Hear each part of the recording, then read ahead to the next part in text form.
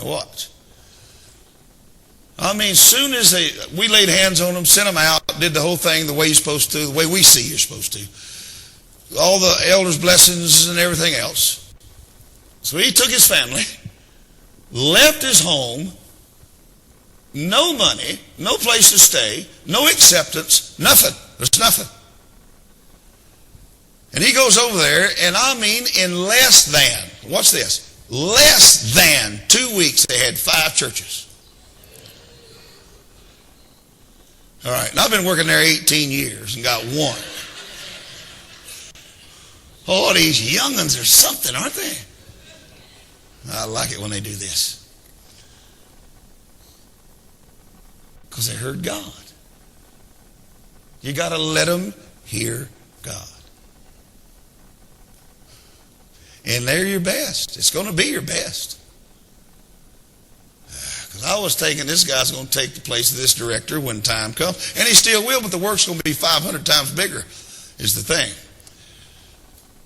They were out there for several months, and then they went to church one night, and I think they had like 7 visits or 7 little fledgling mission churches started, which is a lot out there. And when they got to church, the brothers weren't there waiting on them. There were 600 armed men. 600, that's a bunch. That's an entire army. Depends on whether you know what army is or not. But to us, when it's one of us and it's 600 of them, it's an army. Now watch. We're going to kill you if you come here and preach the gospel again. You know what his answer was to those people? Does anybody know? Yeah, that's what the devil told me.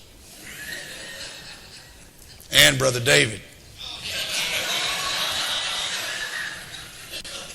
Serious, that's what he said. Because that's what happened.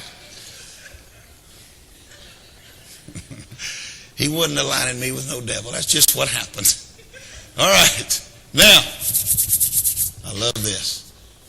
You know what he told them? Does anybody know? God told me to come here. They said, who? God. Well, which God? Now, what's his answer?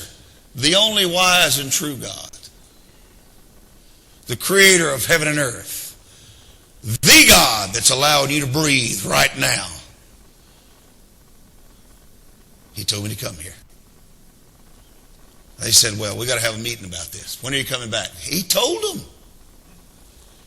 I mean, this kid is out of his mind. So, he goes back and tells his elder, look here, we got a meeting with these people. They're going to kill us. Now, what's this? And they want you to be there. His answer was, where's Brother David? He called my son Jody on the phone. Where's Brother David? Well, Brother David's in India. And when I heard this, I went, ooh, yes!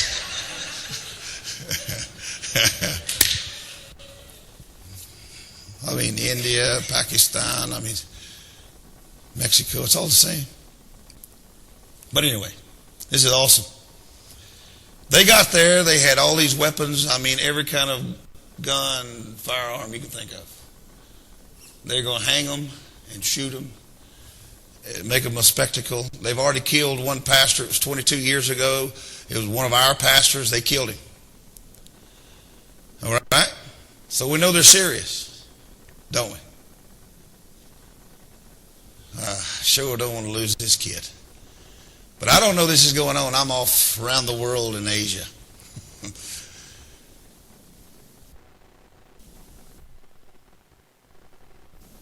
They decided that they was going to kill him. You know what he did? He stood up in front of these armed men, got elders and everything else from our work there. He said, you cannot kill me. You don't have the capacity. Isn't that so? What was in his heart? It wasn't fear. It was expectancy. He believed that heaven told him to go. He believed that God would work it out for him to do it. Isn't that something? They said, well, we got to talk about this some more. So they sent him off and they asked him when it's coming back. They had 5 meetings. Gonna kill them every time. And they never did kill them.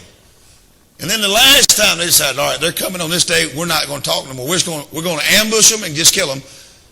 No more talking, because when they talk to us, something holds us back. I wonder if you're hearing what I'm saying. They're sitting there. They got whiskey, moonshine. They got the courage by their false gods, right? They got the weapons. They got the superior numbers. They got everything. They are the authorities of the towns. They have the law on their side. They have it all. But for some reason, when that kid stands up and talks to them, nobody can move. So they decided to ambush him. The sixth time. So, watch what the Holy Ghost does. Over in the other state, the director had called a meeting, and this kid, of course, had to go. He's there. And in the middle of the meeting, the Spirit of God spoke audibly to four men the same words. Do not go to X place. They were going in the morning. So they all said, I heard this. And four men stood up, me too, me too, me too. So what they did is had a prayer meeting for the place instead. These men are waiting. They never came. So they got frustrated. Then they went on at a later date unannounced. When they got there, the word spread. These people come. And they were angry because they didn't come on time. Because they wanted to kill them. Now watch what they did. 600 armed radicals. What's this? In front of four men, unarmed, men of God, they laid their weapons on the ground and said, you have free reign to preach your gospel here. Isn't that so? Isn't that so? I'm telling you about the power of God. I'm telling you about what Jesus wants to do in your life.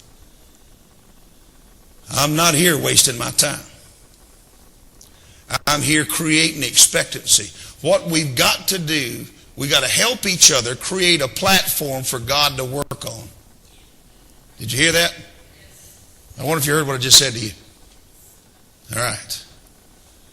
Now, can I have, how much, when did we start? I forgot. Can we have a few more minutes? Really? I want to tell you something that's happened. Another thing that's happened is all these things are astounding to me. That God will let me be part of it. It's just awesome to me. But look what it says in verse 7. Show us mercy, this is amplified again, and loving kindness, O Lord. Grant us your salvation. Look at verse 8. This is amplified. I will listen with expectancy